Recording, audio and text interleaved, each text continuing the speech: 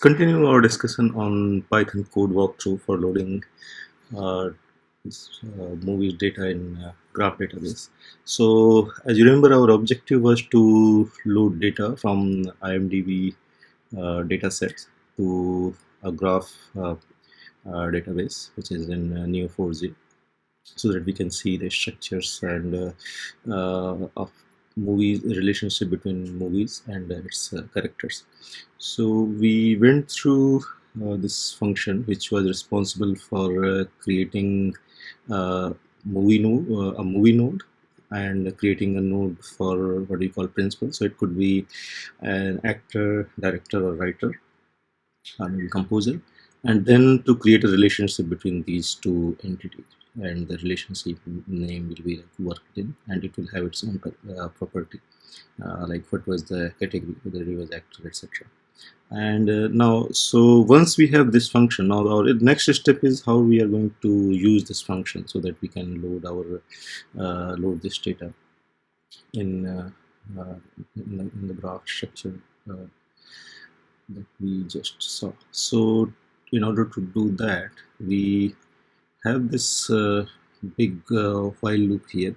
So what this while loop is doing, it is iterating over a list of all the relations. So relations is like if a certain actor has acted in a movie, then that is like one relation. And our IMDb interface provides that through this file, which is called title.principal tsv. So what I have done here, I have just loaded that file and joined it with the corresponding title and names and the ratings. So okay, so for ratings there are things like so for certain titles there are no ratings. So if you just do like inner join, then you might miss those titles. So yeah, so sometimes you have to do something like left outer join if you're joining on this uh, relation to rating in certain way. So if you see here, so what we have done, we have merged this thing like primary titles on names and then on rating. So so this one, okay, so here it's just like on, so that means it's inner join. But this you can make okay on, and there is no parameters. So if you want to make it like outer, then you can say like how equal, or maybe left or right. So you can do either how equal to left. So if you do how equal to left, then all the titles for which there are no ratings, that will be retained. Okay, so once you have this big data frame created, then you can use this for now. As I said, I leave it as an exercise for you to see what is its columns and what are its head looks like. So what you can do, you can simply call something like prime name title dot head, and you'll be able to see like what are the columns, etc. that are there.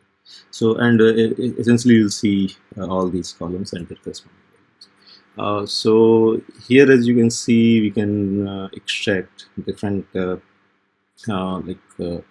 fields that we want to use for creating either our movie node or our principal node, which is a node that contains data related to the persons who acted in a movie in different categories.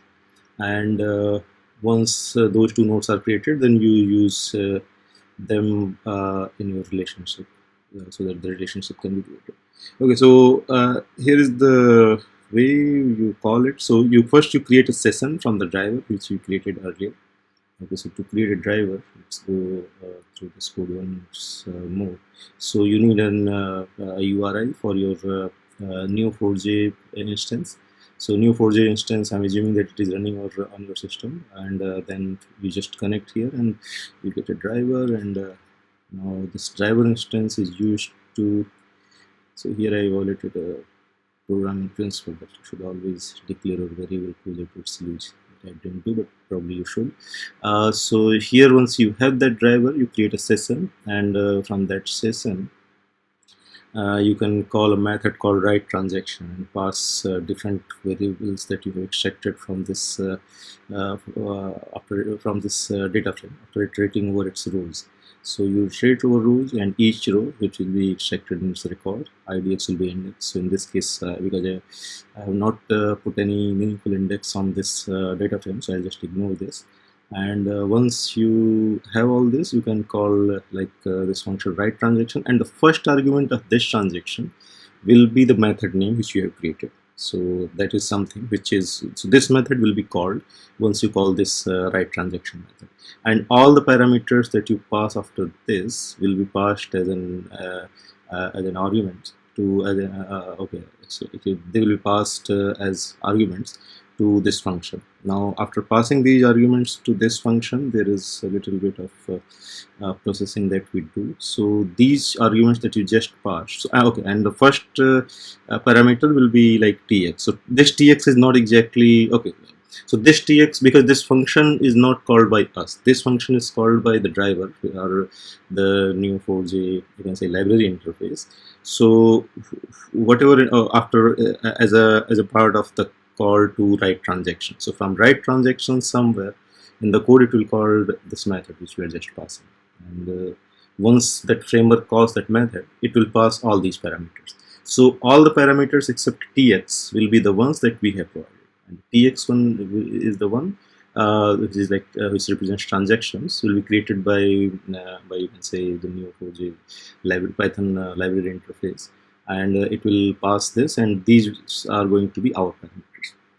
Now, one more thing that we have to do is to call this tx.run method, and while calling tx.run method, we need to bind these parameters with the arguments that we are passing to run method. And it is going to be like keyword based argument passing.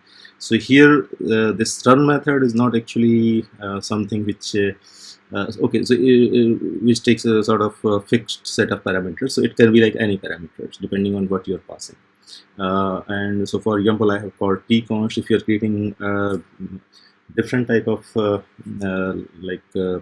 graph, and you need your nodes to have different attributes, then you can pass different values. Only thing that we have to do is to make it like keyword based argument, and those keywords keys of those keywords are going to extracted in this merge queries of or I mean any Neo4j queries by putting a dollar sign in front of that. So if you want your node movie to have a property called tconst that has certain value which you are passing as a parameter, then you'll access that with a variable name that is a sort of key for the parameter which is assigned to this. Okay, so you pass. Okay, let me just explain it again. So you pass t constant, and while running this method trun, first argument is going to be your Neo4j query. So this is your Neo4j query. This is your first argument. Now all the other arguments are going to be keyword arguments, and those keywords will be having a could be actually they could take any value, but in this case they are directly passed from the function which is calling this method. So for example, this tconst is going to be assigned to a keyword called tconst, and this tconst is going to be used inside this query by putting dollar sign before this. So when you say tconst, then it refers to this variable which is like this keyword, and because this keyword is assigned to whatever we have passed, so essentially the query will be accessing to the value which we have passed from our earlier function that is here. So it's a sort of not that complicated. Once you start implementing the things will be clear. So you just need to try to run these two pieces of code, and everything will be clear. Okay, so once you have run this thing, now all this, you'll be able to see a graph structure which will be like this. So here I'll just run some Cypher queries to show you how it will look like, and then we'll discuss how to access this graph. So let's say I want to see a movie titled The Matrix, and so here it's the Matrix, and if you want to see okay what are the actors or what are the people that have worked in it, so these are the people, and here we can see what is there category.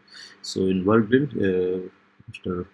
Bill Pope was the cinematographer of The Matrix, and Hugo Weaving was an actor in this movie. Okay, so that's all for